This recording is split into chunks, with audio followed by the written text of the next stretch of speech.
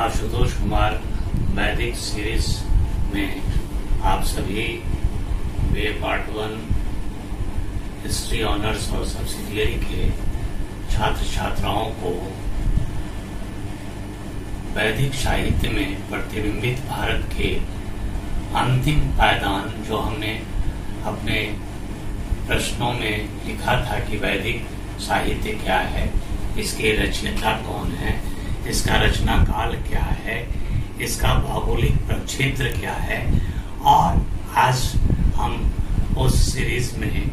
अंतिम जो इसमें प्रश्न उठता है कि पुरातात्विक साक्ष्य से साहित्यिक जो अभिलेख साहित्यिक जो स्रोत हैं वो उसके को कैसे सामंजस्य बिठाया जाए ताकि ऐतिहासिकता के निश्चित प्रमाण से हम बहुत नजदीक आ जाएं या ऐतिहासिक संदर्भ में वैदिक युग के उन निमित्त अस्पष्टता को कि यह एक ऐतिहासिक स्रोत है। साहित्य और इतिहास का जब मिलन होता है, जैसे कि इतिहास में अगर जो साहित्यिक स्रोत और पुरातात्विक स्रोत का अगर कोऑर्डिनेशन हो जाए तो निश्चित रूप से वह कालक्रम में, स्तरीकरण में और प्रामाणिकता में वह उत्कृष्ट हो जाता है और इतिहास की श्रेणी में तथ्य आ जाते हैं। आज हम उसी वैदिक साहित्य में प्रतिबिंबित भारत के अंतिम कड़ी जो हम प्रारंभ किए थे उस प्रश्नोत्तरी में 5वीं कि पुरातात्विक साक्ष्य का वैदिक साहित्य से क्या सामंजस्य है। तो हम वैदिक साहित्य एवं पुरातात्विक साक्ष्य यही हम आपको बताना चाह रहे हैं।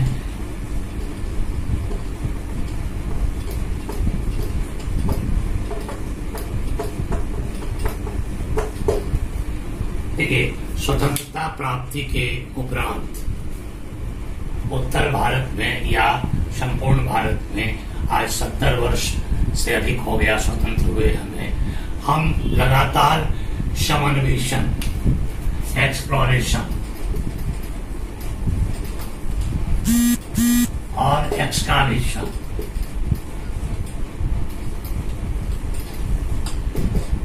यानी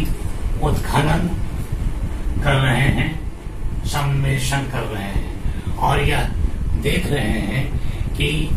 जो साहित्यिक स्रोत है वैदिक साहित्य में जो वर्णित वेद हैं, आपको उपनिषद है, अरण्यक है, ब्राह्मण है, सूत्र साहित्य है, उनका और उस समय की उसमें जो वर्णित स्थितियां हैं वैसा कोई पुरातात्विक साक्ष्य मिलता है कि नहीं मिलता है, और इसी को हम स्पष्ट करना चाहते हैं। इतिहासकारों का मत है कि आप उस मिथक को जो साहित्य में, वैदिक साहित्य में है, जो वह तथ्य मिथक के रूप में वैदिक साहित्य में है, जो साहित्यिक परंपरा के कथानक, साहित्यिक परंपरा के कथानक और मिथक को हम तर्क के आधार पर यह प्रमाणित कर सकें कि पुरातात्विक साक्ष्य से उसका समन्वय है। आप इसको समझेंगे, ये बहुत क्लिष्ट नहीं है, बहुत आसान हो जाएगा जब आप पुरातात्विक साक्ष्य के बारे में जानकारी प्राप्त कर लेंगे। और इस ऐसा आप एक किताब है traditions, archaeology and traditions, archaeology and traditions करके एक बुक है, ये आर्कियोलॉजी एंड ट्रेडिशन करके किताब है जिसमें यह स्पष्ट करता है अधिकांश इतिहासकार कि प्रारंभिक प्राच्य विद्या या वैदिक काल का, पूर्व वैदिक काल का या प्रारंभिक इतिहास का जो स्रोत है साहित्यिक, उसमें पुरातात्विक साक्ष्यों का अभाव है। लेकिन जब हम इसका साइंटिफिक एनालिसिस करते हैं, खास करके एक्सप्लोरेशन और एक्सकर्वेशन से जो 70 वर्षों से भारत में चल रहा है, तो हम पाते हैं कि उनका कहीं न कहीं सामंजस्य है। ऐसा नहीं है कि वो, या भले ही है क्या ऐतिहासिक स्तरीकरण में, क्रोनोलॉजी में हम कहीं पिछड़े हुए जरूर हैं, लेकिन इसका मतलब ये नहीं है कि आर्कियोलॉजिकल एविडेंस हमको मिला ही नहीं है। एक्सप्लोरेशन के उपरांत हमने बहुत कुछ ऐसे बातों को, तथ्यों को पाया है उत्खनन से, पुरातत्व से, जो वैदिक साहित्य में वर्णित है। अब इसी ओर हम खोज कर रहे हैं, आगे बढ़ रहे हैं। अभी हमारा ज्ञान पूर्ण रूपेण उसमें विकसित नहीं हुआ है, या इसका मतलब यूनिवर्सलाइजेशन हम नहीं कर पा रहे हैं, लेकिन स्टैंडर्ड फैक्ट्स जो है वो मिलते हैं। और मिलते कैसे हैं, या भले हम नहीं कह सकते हैं कि यह ऋग्वेद के काल का है या उत्तर वैदिक काल के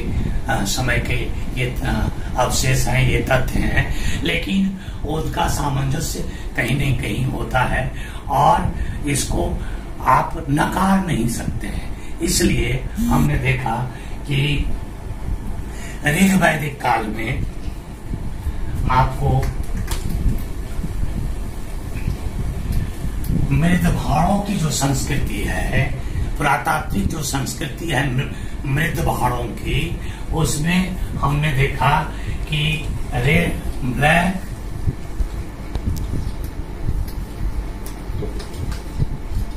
ब्लैक एंड रेड वेयर, काले एवं लाल मृदभाड़,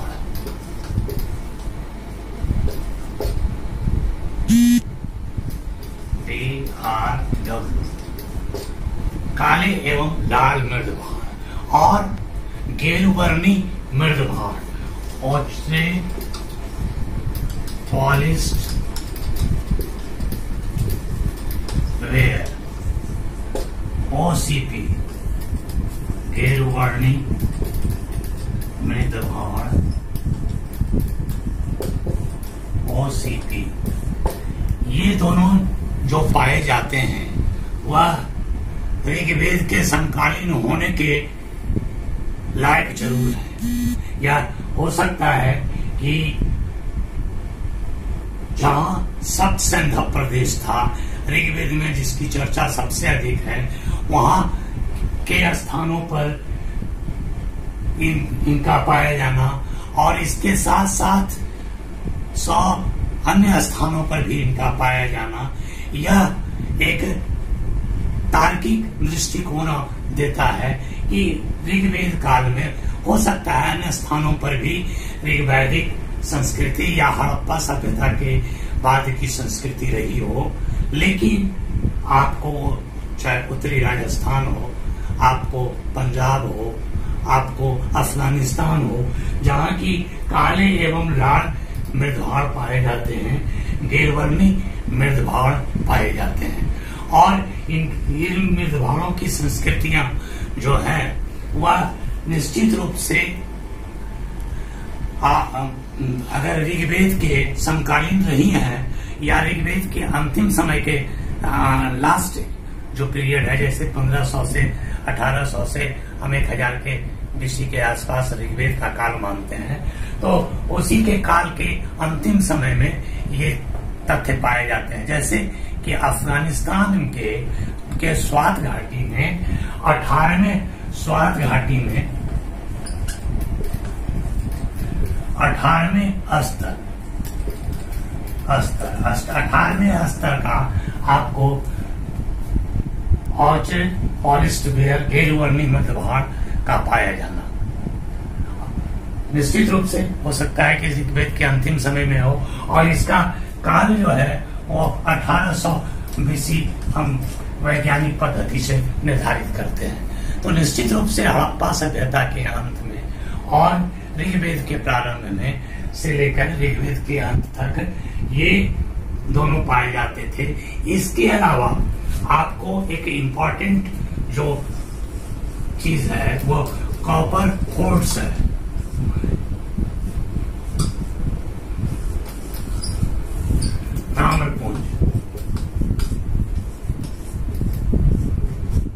ताम्रपुंज कॉपर होर्स है, ये भी आपको पाए जाते हैं और इस पर ऐसी संभावना है कि शिकार वगैरह का इसमें अस्त्र का की अटकलें लगाई जाती है कि जो अस्त्र है वह शिकार के काम आता है। लेकिन आप ये मानिए कि ये कॉपर हॉर्स जो है उसमें कहीं आयरन हॉर्स नहीं लिखा हुआ है, कॉपर हॉर्स है। और ताम्र पाषाण कालीन संस्कृति हमारी रही है। आपको वैदिक पूर्व वैदिक काल में लोहे का प्रयोग नहीं मिलता है, लेकिन कांसे का प्रयोग, तांबे का प्रयोग मिलता है। तो ये जो कॉपर हॉर्स पाए गए हैं या ये पाए गए हैं, तो ऐसा अनुमान लगाया जाता है कि ऋग्वेद में, हमारा कहने का मतलब है कि ये सब जो पाए जाते हैं अधिकांश स्थल इनका गंगा जमुना दोआब है। लेकिन ये आपको अफगानिस्तान में भी, ये आपको उत्तरी राजस्थान में भी, ये आपको पंजाब में भी जो सब सैंधव प्रदेश है वहां भी मिलते हैं। इसलिए यह विषय भले ही आपको डिस्कशन का हो कि है कि नहीं है, लेकिन है भी और ऐसा माना जाता है ऋग्वेदिक साहित्य के अनुसार कि जो द्वार के पास जो दशराग युद्ध हुआ और आज शिकरो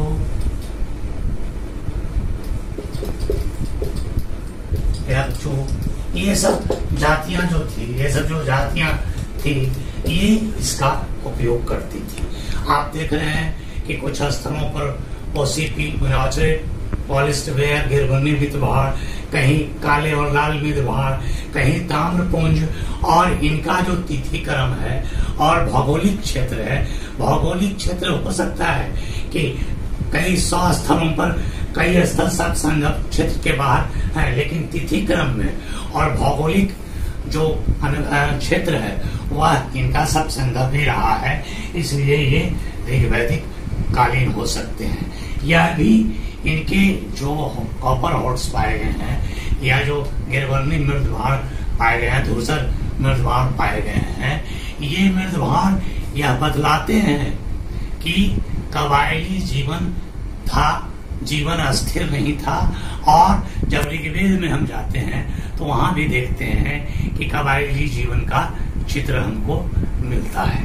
तो आप यह कह सकते हैं कि ऐसे भी अतरंजी खेड़ा को छोड़कर या लाल किला जो यहाँ है, आपको उत्तर प्रदेश में लाल किला का स्थान है बुलंदशहर में, बुलंदशहर का लाल किला और अतरंजी खेड़ा, इस दोनों को छोड़कर कहीं भी 1050 के आसपास लोहे का साक्ष्य हमको नहीं मिलता है या कोई अस्थायी जीवन का संकेत नहीं मिलता है। अब ऋग्वैदिक पुरातात्विक साक्ष्यों से जब हम इसका सामंजस्य कराए, अब हम उत्तर वैदिक काल में जाते हैं। और जैसे ही हम उत्तर वैदिक काल में जाते हैं, उत्तर वैदिक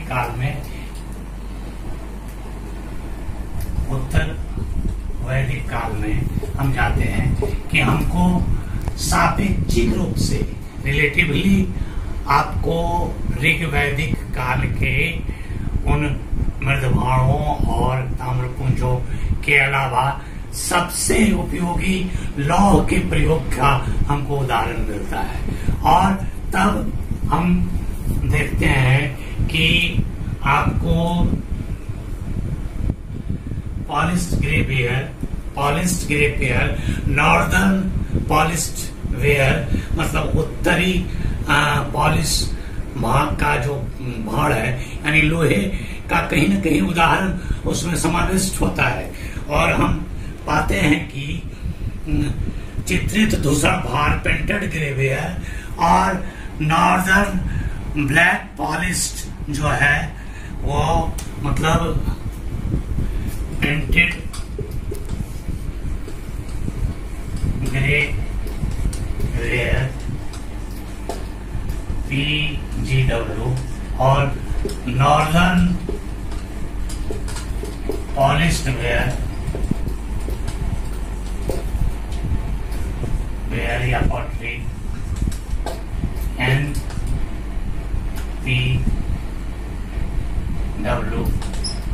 या ware NPW northern polished ware, ये हमको यहाँ उत्तर वैदिक काल में ये दोनों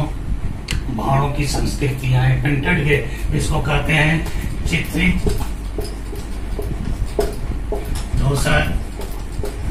भार, यही है भार में बर्तन, वो धूसर भार और उत्तरी पॉलिश भार यानी बर्तन, ये हम पाते हैं। और ये दोनों तथ्य जो है यह पूर्ववर्ती और गैरवर्णी मृद भार से ज्यादा अस्थायी जीवन की तरह संकेत करता है। यह इसका जो काल है वो 800 से 400 और इसका 800 से इसका पेंटेड ग्रेवियर का 100 के बीच और 800 से 400 ये दोनों बीसी में हम इसको देखते हैं कि वहां पाया जाता है। और हस्तिनापुर, आलमगीरपुर, अतरंजी खेड़ा, बटेसर मैंने बहुत सारे स्थानों पर, और इसका जो तिथि क्रम है और भौगोलिक क्षेत्र है वह भी बहुत कुछ मिलता जुलता है जो वैदिक कालीन भौगोलिक क्षेत्र है और वैदिक कालीन जो तिथि क्रम है उससे। तो रिलेटिवली हम ज्यादा बेहतर पुरातात्विक साक्ष्य उत्तर वैदिक काल में पाते हैं। और इसमें हम देखते हैं कि जो जीवन है, जनजीवन है, वह अस्थायित्व की तरफ बढ़ रहा है। और लोहे का प्रयोग हम देखते हैं खेती में जो अनाज है, दाल है और अन्य अनाज मिलते हैं, लोहे का हमको सीधे हल नहीं मिलता है, लेकिन लोहे की नुकीली कुल्हाड़ी है, पीन है, चाकू है, क्या कहते हैं, कैंची है, इस तरह का चीज, इमारती चीज भी। और जो हॉर्स है उसमें आपको बहुत सारे अस्त्र भी मिलते हैं, कुल्हाड़ी के तरह का, चाकू के तरह का। तो ये अस्त्र और इमारती दोनों साक्ष्य हमको मिलते हैं लोहे का। और अनाज भी मिलता है। कृषि उपकरण का बहुत साक्ष्य नहीं मिला है, लेकिन ग्रामीण जीवन अस्थिर था। और ये ग्रामीण जीवन इस पेंटेड ग्रेवियर से या नॉर्दर्न पॉलिश से उस पूर्ववर्ती गैरवर्णी मृद भार से ज्यादा अस्थिर जीवन की तरफ संकेत करता है। अब भगवानपुरा में, हरियाणा के भगवानपुरा में भी हम देखते हैं 13 कक्षीय मकान का जो पक्की ईंटों से बना हुआ है। हालांकि उसका अभी कोई ठोस प्रमाण हमारे पास नहीं आया है कि यह पुरातात्विक साक्ष्य हमको इसी जीवन का, उत्तर वैदिक काल के ही जीवन का परिचायक है ऐसा, लेकिन निश्चित रूप से उससे मिलता जुलता कई साक्ष्य हमें मिलता है। और वह साक्ष्य लोहे का प्रयोग, शीशे का कारखाना, लोहे का प्रयोग या बहुतायत उस भौगोलिक क्षेत्र और उसके तिथि क्रम में हम सामंजस्य देखते हैं, मिलता है। एक और महत्वपूर्ण बात आती है 600 ईसा पूर्व के आसपास ये ग्रामीण जीवन के में एक नई बात आती है, आहत मुद्राओं का आगमन। आहत मुद्राओं का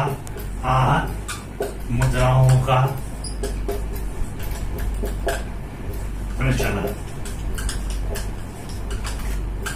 आर्थिक जीवन में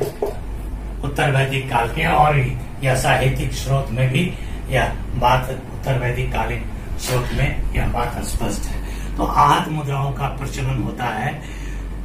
लोहे के बहुत सारे हथियार और सामान मिलते हैं, इमारती तत्व मिलते हैं और कृषि कार्य संपन्न हो रहा है। और ये सभी साहित्यिक, और हम देखते हैं कि उत्तरी पॉलिश वेयर जो कि आपको पूर्वी उत्तर प्रदेश, बिहार और इवन उत्तर पश्चिम में तक, शिला तक इसका केंद्र रहा है। इसके मिलने का प्रातात्विक साक्ष्य हमको मिलता है, तो ये उसको निश्चित रूप से संपुष्ट करते हैं। लोहे के प्रयोग उत्तर वैदिक काल में हुए, इसको संपुष्ट करते हैं पुरातात्विक साक्ष्य से। फिर भी हमारा पुरातत्व पर ज्ञान बहुत सीमित रहा है अभी, और हमको एक्सप्लोरेशन या एक्सकावेशन के बाद और भी सामग्री आएगी। लेकिन इतना तो निश्चित है कि यह जो कार्य इतिहासकारों के द्वारा, अन्वेषकों के द्वारा, आर्कियोलॉजिकल सर्वे ऑफ इंडिया के द्वारा या उसके और भी जो विभाग हैं उसके द्वारा हो रहे हैं, निश्चित रूप से ऋग वैदिक और उत्तर वैदिक कालीन वैदिक साहित्य में जो प्रतिबिंबित भारत है, रिफ्लेक्शन है जो वैदिक साहित्य का, उसको हम पुरातात्विक साक्ष्यों से संपुष्ट करने का हमारा प्रयास जारी है और उसमें हमें सफलता भी मिली है। इसलिए ऐसा हम नहीं कह सकते कि वैदिक साहित्य काल्पनिक है, ऐतिहासिक नहीं है। निश्चित रूप से इसकी ऐतिहासिकता के लिए कुछ और तथ्य आवश्यक हैं जो निकट भविष्य में हमारे अन्वेषकों द्वारा, रिसर्च स्कॉलर के द्वारा, आर्कियोलॉजी और एक्सप्लोरेशन के द्वारा निश्चित रूप से हमें मिलेंगे। इस आशा के साथ हम ऋग्वेद के उन सारे तथ्यों को जो आपको को बहुत पार्ट 1 के लड़कों को या सब्सिडियरी के लड़कों को बड़ा कड़ा लगता है, उसमें हमने आपको बतलाया कि वैदिक साहित्य में प्रतिबिंबित भारत से में आप देखिए कि वेद क्या है, इसके रचयिता कौन है, इसका रचना काल क्या है, इसके भौगोलिक क्षेत्र क्या है, इसके पुरातात्विक